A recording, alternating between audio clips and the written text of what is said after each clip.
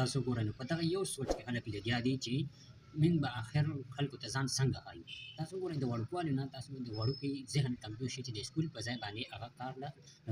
توجه ورکړي او ووایي چې یاره زه ریموټ والا کار واخلم او سایکل ګیر والا واخلم که دغه بغیر ګیرونو والا واخلم. او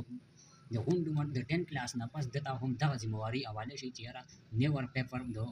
د هغې زندګي زه څنګه تېره کړم. تاسو ګورئ د 10 کلاس نه پس بیا د چې کوم دی نو دته هټې ذمهدارۍ واله شي او داسې چیزونه هر قسم کارونه ورته واله شي. نن به موږ په دې ویډیو کې داسې خبره کوو چې د زندګۍ کې د هر انسان وایي چې یاره کوم دی